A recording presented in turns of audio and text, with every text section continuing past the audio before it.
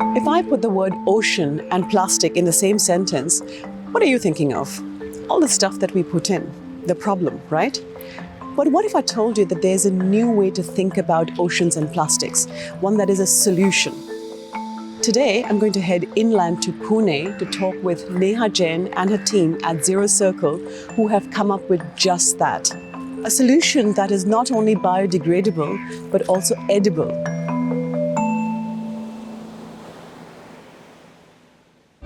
We at Rain Matter are learning about how climate change is affecting you and me, and more importantly, what we can do about it. Join us as we speak with people who are working on solutions for India. Welcome to the Climate Conversations.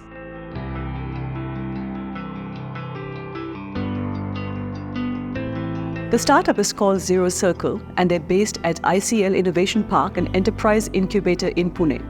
Surrounded by lush greenery and other collaborative startups, she showed us around a labyrinth of buildings, housing laboratories, testing facilities, and office space.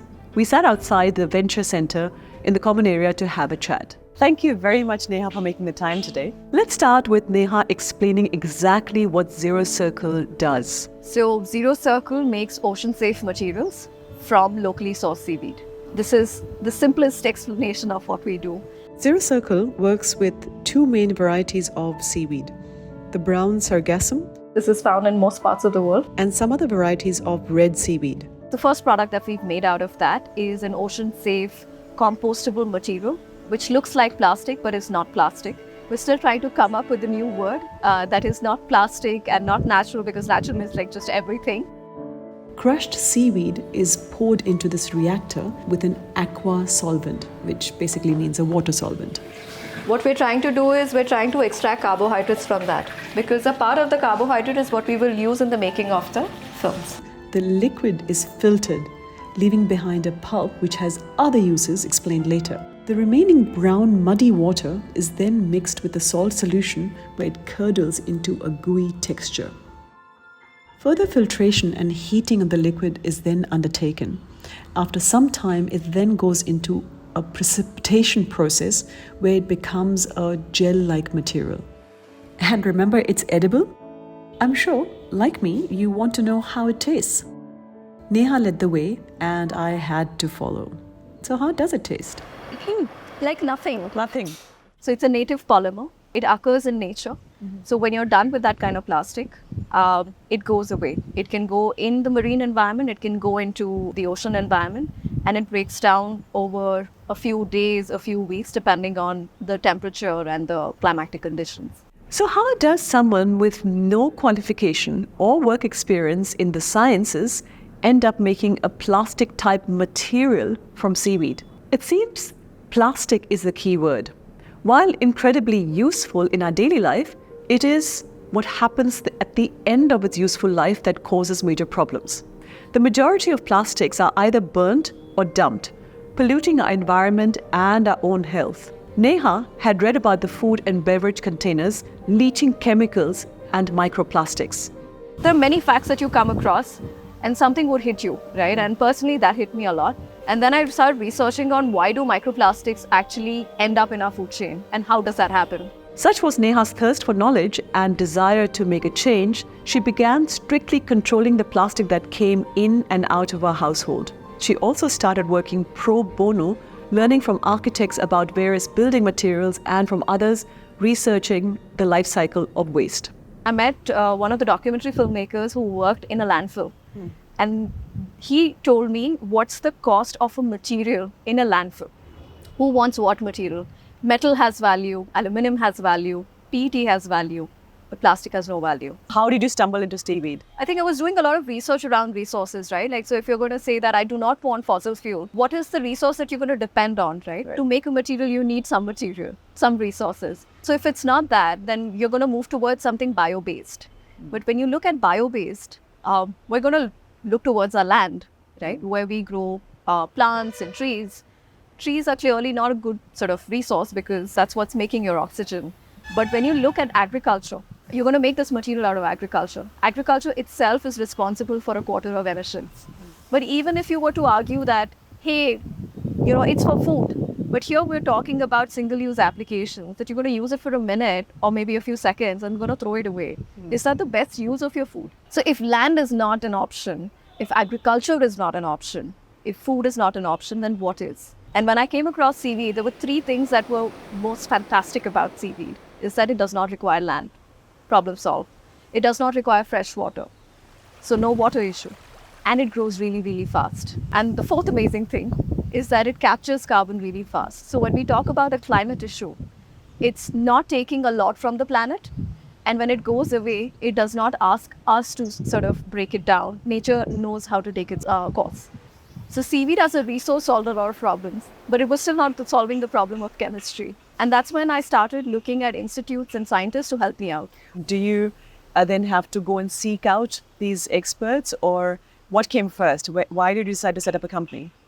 I found a lot of researchers, I found a lot of scientists who were talking about seaweed and what you can do with it, but I did not find a company that was actually solving that problem. So it was sheer curiosity and a will to find a solution that led Neha, with no relevant background, mind you, to trawl through scientific research on materials being made out of seaweed. It was not just one research, because if you're talking about evidence, I think evidence is seen in many, many research papers. You would find an evidence as a swatch, as a little film that someone's created. But when you start creating a material that needs to industrialize, there's not a lot of research for that. So yes, there was research in using seaweed as a material, but there was not a lot of research of how do you commercialize with this material. But somebody had made the material already. Yes, not just one, 100 of them. Okay. But what was not established is what you're making is a swatch. Can it actually handle what the industry wants? Okay. Right? So you can make a plastic looking material, but is it going to be food contact safe? Is it going to have the barrier that you want as a consumer on your food or on any of the goods that you want? That's the kind of research that did not exist. So our job was, as a team, or me initially as the only team member, to find the scientist who can put together this research and build a material that's relevant in the commercial world. She did find a scientist, and again, her will made her send a cold email. Within seconds, I got a response from him. The next day, I was sitting in his office. 2 weeks later, we were going all around Maharashtra, looking to solve the problem of seaweed production. Because plastic was not something that came to me as an idea. The problem that I was trying to really solve for was create a resource that the world can depend on. So let's have more seaweed production happening in India. And what I took as a personal project was, if there is a lot of cultivation happening in all coastal areas, why is it not happening in Maharashtra? Neha was convinced that it can be scaled. She decided to start up, and word of her work reached a multinational company headquartered in Europe. We were incubated in March 2020. 5 days later, the world shut down. But we continued our research, kept testing the materials in our kitchens or wherever was possible. July is when we really started Zerocircle. Within 6 months, we created a prototype that the company loved. It was a food contact safe material that we had created for the brand. And it was loved. But then was asked this $1 million question. You've created this in the lab. How do you scale it? Part of scaling up involved Zerocircle being able to spread wings and move away from their developing exclusively food-safe material. They moved physically as well To the venture center in Pune, which was a perfect place for Neha and Zerocircle. NCL is actually an organization that supports innovation and works with industries, but they have another wing called Venture Center that supports entrepreneurs to build the research that they want to. And they also support and connect us with any of the grants that are coming from the industry or from the government. And that's when we walked into Venture Center. The fantastic thing was that you can bring your beakers and you can bring your materials, but the lab is set up. So the amount of time that we would invest in licensing and getting the compliance around having a space was cut down by almost 8 to 9 months. Before we get too far into Neha's and Zerocircle's journey, I wanted to understand why she was so enthusiastic about seaweed as a sustainable alternative to plastic. Okay, so seaweed is an algae. An algae can look like a plant, but it can also be microscopic, something called phytoplanktons. All of them are photosynthesizing.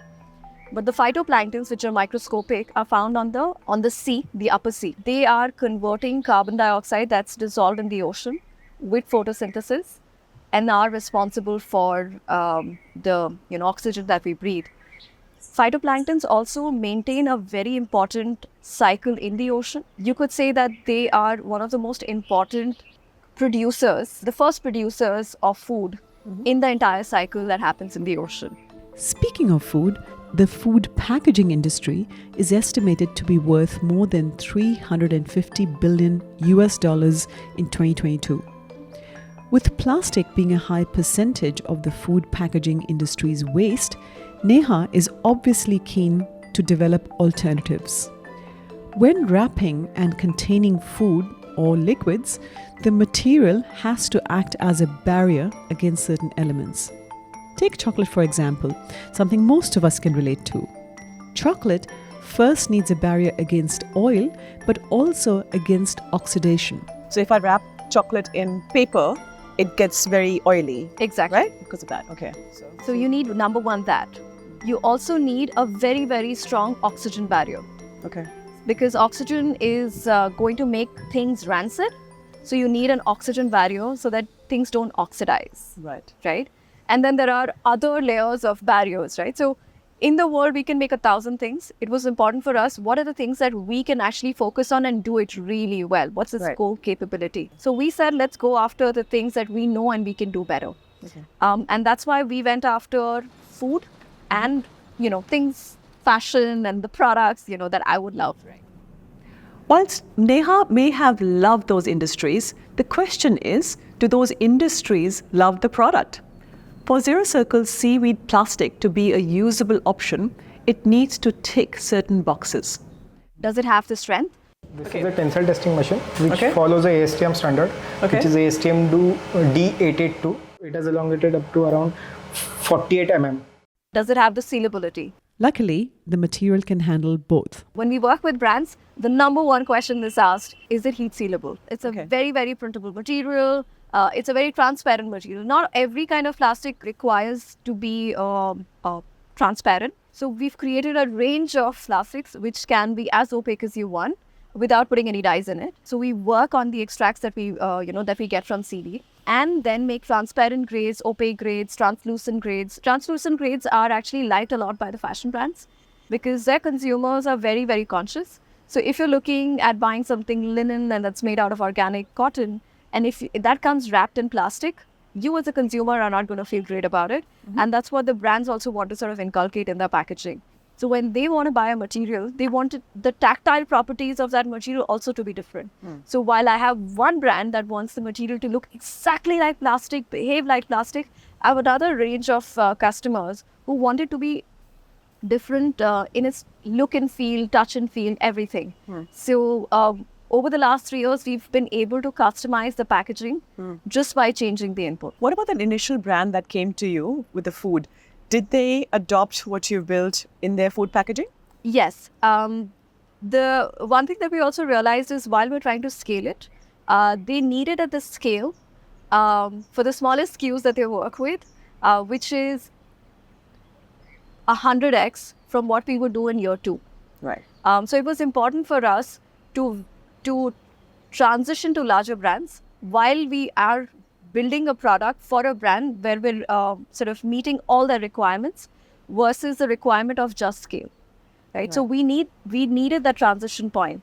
We're working with those brands. We're working with one of the biggest global brands right now.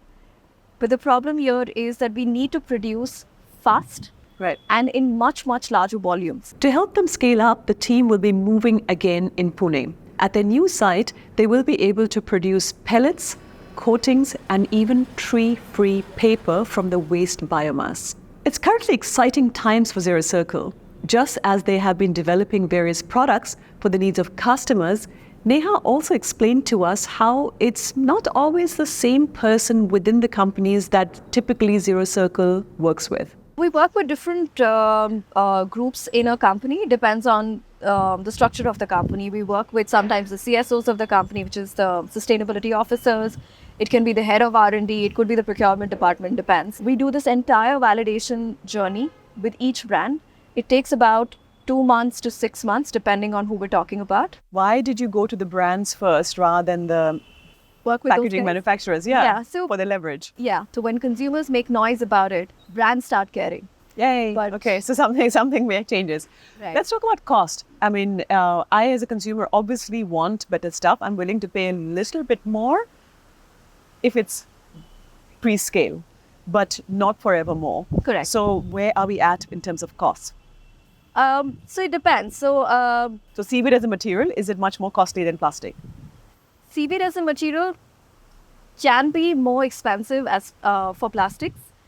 It definitely is at this point. But after a level of scale, it can meet in the next 2 years. We're fairly sure that we can meet the price of paper, which is currently the packaging material that most brands are switching to. So it can be as affordable as paper.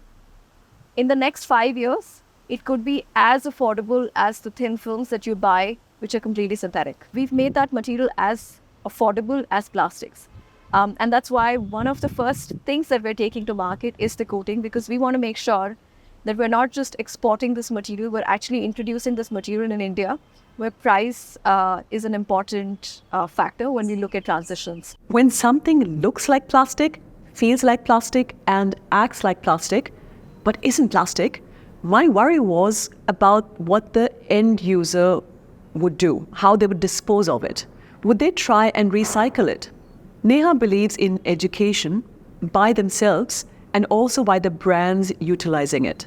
This education is definitely something that we want to promote, but we need more and more people to take that to masses. It's a responsibility not just of the brand and of the material manufacturers and the manufacturers who are making the film. It's also of the policymakers, right? If I throw the word biodegradable at you, do you understand the difference between home compostable, soil compostable, marine degradable, industrially compostable? And there are so many kinds of degradability and degradation cycles that you may not have the patience to understand, right? You are looking for easy, simple ways of figuring out what you want to pick up from the supermarket. You may spend 2 minutes on the back label, but you're not going to have a crash course, someone standing in next to you and saying that this is the material. So there's a lot of effort that needs to go in terms of policies which actually define biodegradability. Speaking of biodegradability ranges in a span of thousands of years, right? Some plastic itself will degrade in 20, 30 years, right? So biodegradation and the word is just over-encompassing and does not tell you a lot. When someone says this is biodegradable, what they're not telling you is it going to break down into any kind of chemical in the soil or any other environment? And in how much time is it breaking down? Right. And when we talk about compostability, it's a feel-good word, right? Oh, compostable is perfect, right? And these compostable materials have given, bio-based materials a bad rep. So hang on. So I compost my kitchen waste. Absolutely. Okay? And if my packaging of my chocolate wrapper said this was made out of seaweed and it's biodegradable, can I put it now in my composting bin? Yes or no? Absolutely. Oh, good. Without a shadow of a doubt. Okay, so then where's the issue? I'm sort of now confused. So I think compostable materials exist in the world right now, but those materials are industrially compostable. What that means is it's not compostable. It is not even biodegradable. It is a material that requires a factory environment where you're subjecting it to 55 to 60 degrees of heat. If I were to remind you of what 55 degrees is the hottest areas don't see 60 degrees. Right. With all the confusion surrounding the term biodegradable, Neha sums up quite simply one way that their product can be dealt with. You can put it in hot water, boiling water. It will disappear in 2 minutes. You can feed it to the plants. I'm not sure many people would actually go to that effort. Far easier to add it to the home's wet waste. And also saves on your electricity and gas bill. Talking of power usage, Neha shared some good news in terms of energy consumption when Zerocircle's products are made. The energy usage is almost a half because of the temperatures that we work with. Much shorter periods and much lower temperatures. Further green credentials for Zerocircle come from them finding a use from the previously wasted biomass left over in the extraction phase. Neha told me more about their tree-free paper and how they started making it. We're talking about sustainability. we're talking about, hey, we've gotten this really interesting material from seaweed, but what are we doing with the rest of the material, right? And we found this fibrous waste, which I should not call waste, because there's value there. And we realized that it has a cellulosic component, which is very different from land and plants. And it gave rise to the paper that we make. It was a material that we made as paper, but what's so fantastic in making paper, right? Like, what's the big technological innovation? We made this paper without using any kind of binders. Now, what is paper? Paper is cellulose glued together with synthetic binders. Paper today that you have in front of you is 50% synthetics. Really? That's glue and cellulose together. Most paper that you see industrially everywhere is that. Okay. We made this paper without using any synthetic binder and using no land resources which come from, wood. So it's completely wood-free. Hardwood and softwoods are typically what paper is made of, though not the most sustainable. Seaweed has even better properties that allow for even smoother paper, vital for clarity when printing, for example. So the three end products are coatings, which can be put on paper or cardboard to put barrier to prevent oxidation, films, which can be used as packaging by itself, and paper, which is smoother than other paper. Quite nifty, right? It seems the benefit of seaweed are only now being fully understood, but the seaweed cultivation industry is by no means new. Seaweed is not a new cultivation technique, right? Seaweed industry has existed for multiple decades. Seaweed is in your toothpaste, seaweed is in your plant-based milk, seaweed is in your jellies, seaweed is in your ice cream. It is already. It is already there. In the form of agar, right? As an additive in food, it has been used. So there is a supply chain that's already been built. Right. How much seaweed does India produce today, and how much would we need for this to be a viable sort of industry? So I think the scale at which we want to be in our year 3, we would probably require close to 2,500 metric tons of biomass, dried biomass. India produces about 100,000 ton or produced last year. Seaweed is also lungs of the ocean, so it's cleaning it up. But it's also picking up all the micronutrients that comes from land.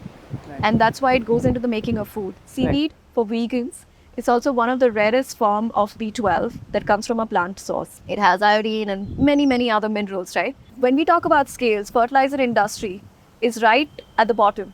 I mean, not in a bad way, but because a massive amount of, lower amount of seaweed can create a lot of fertilizer. And then comes the materials industry, the bioplastics industry. And the next level is the biofuel.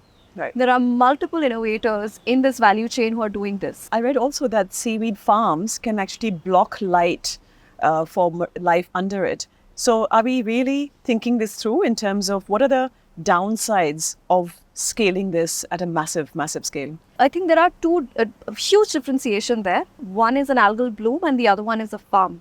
Okay. Seaweed farms don't do that. In fact, we've seen in Gujarat and in, something that I've seen with my own eyes, not some research paper, is that there is more marine life that actually starts coming back wherever there are seaweed farms. Because some of the seaweed sort of falls in and becomes food for the marine life there. When we talk about the blocking of the upper layer for the marine life is when algal blooms happen, which is an uncontrollable environment with which we are actually making our paper.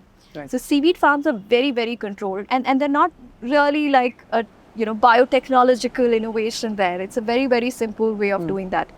It's only when you subject a lot of pollution into the water and then put seaweed there and then you don't manage it is when that happens. So while there are regulations, anything at scale could become problematic. So coming back to livelihoods, you think that there is enough scope for more farmers to take up seaweed farming, in fact, and it's less dangerous and more money, right? Do you actually guarantee them an off-take agreement in terms of pricing? I mean, or would they be left to market devices to then sell their seaweed? We are in talks with the Ministry of Fisheries where this sort of falls under. There are two ways we interact with our partners, backward supply chain. One is the companies that are buying the seaweed, pre-processing it and then giving it to us. But in certain supply chains, we directly buy the biomass.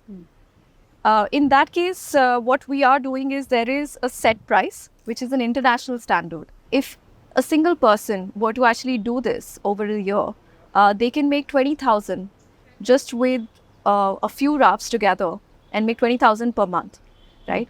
And that's an income that could be complete or as a whole, or it could be a double income in a fishing family.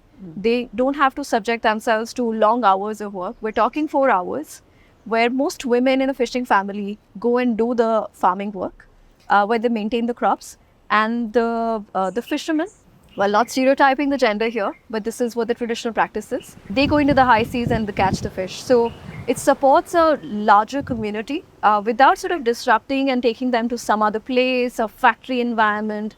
On the subject of gender roles, I'm sure you're keen to know, as I was, what the journey for Neha had been being a young female entrepreneur in India. So as a woman, I've never really faced any kind of, judgment or bias. But as a solo founder, I think it was the hardest thing to do. I continue to do that, and I am on my search of looking for a co-founder as well. And as I said, from a non-technical background, but you sort of said that was hard, but it's doable. I think what's really helped me in these last 3 years is I've surrounded myself with mentors, a lot of women mentors. Okay. And that helped me while gender stereotyping myself, is they have a way of thinking about how we approach things.